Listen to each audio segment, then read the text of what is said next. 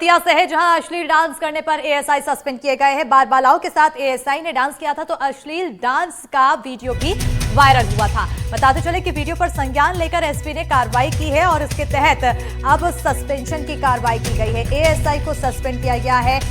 बाल-बालाओं के साथ एएसआई ने डांस किया था। अश्लील डांस का वीडियो भी सामने आ चुका था, जिसके बाद संज्ञान लिया गया। एसपी की तरफ से उस वीडियो पर संज्ञान लेते हुए कार्रवाई की गई और एएसआई को सस्पेंड किया गया।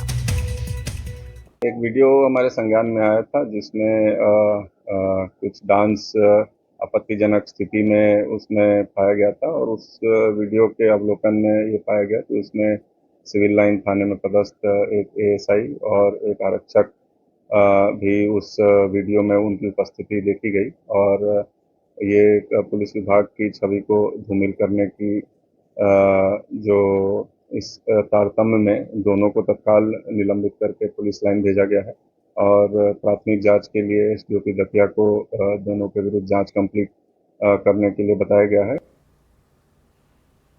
और अब खबर अशोकनगर से, जहां खराब राशन का वितरण किया गया। ऐसे में लोगों को बांटे गए राशन में कीड़े मिलने की जानकारी सामने आई है। गोदाम से भेजा गया है खराब राशन। विक्रेता की तरफ से कहा गया तो अधिकारियों ने जिम्मेदारी से पलड़ा झाड़ लिया है। दुकानों पर सही राशन भेजा था, अधिकारी की तरफ से कहा गया है। और क्या कुछ कहा गया, सुनते हैं। देखने में आ रहा है कि जो हितग्राहियों को राशन भेजे बांटा जा रहा है उनमें चावल में एलनिया और गेहूं एकदम खराब क्वालिटी का नजर आ रहा है। कहां से आया है, कब भेजा गया और आखिर ऐसा अनाज क्यों भेजा जा रहा है? देखो, ऐसा है साहब, मेरे द्वारा तो ऐसा मेरी गोदाम से तो गया नहीं है और आप खुद इस समय गोदाम में उपस्थित हैं। आप चेक कर सकते हैं गोदाम में कोई ऐसा जो आप कंट्रोल की दुकान में देख के आए हैं वो माल यहाँ गोदाम में उपलब्ध है क्या?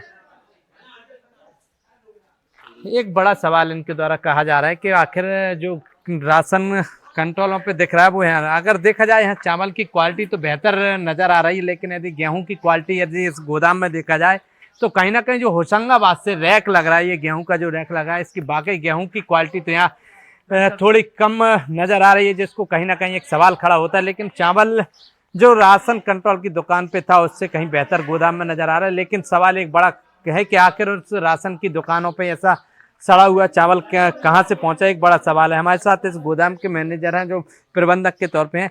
सर, यह गेहूं कहाँ से आ रहा है, आखिर इतनी खराब क्वालिटी का गेहूं कहाँ से आ रहा है? इसकी कहीं बात हुई हो, कोई शिकायत की होते हो? एक्चुअली सर ये क्या है कि पिछले महीने जो गेहूं का रैक आया था नर्मदापुरम संभाग से आया था, तो गेहूं की क्वालिटी तो अच्छी है, थोड़ा चमक भी है ना कुछ कुछ बोरियों में, तो जैसा आया रैक में अपन वैसा ही दुकानों पर वितरित कर रहे हैं। और वर्तमान में कहीं भी चावल का जैसा आप बता रहे हैं कहीं भी कीड़ा युक्त इंसेक्ट कहीं भी इन्फेक्ट ऐसा कुछ नहीं है यहाँ पर। ये थे हमारे साथ इस प्रबंधक हैं इस गोदाम के। तो कहीं ना कहीं एक बड़ा सवाल है कि आखिर नर्मदापुरम से यहाँ गेहूं भेजा जा रहा है, कहीं ना कहीं एक क्वालिटी जो है वो कई सवाल खड़े करती है कि आखिर जब लोगों के लिए ही भेजा जा रहा है तो आखिर इस तरह का गेहूं भेजा क्यों जा रहा है? कहीं ना कहीं एक बड़ा सवाल है कि आखिर जब रैक लग रही है तो एक बेहतर किस्म का गेहूं क्यों नहीं भेजा जा रहा है?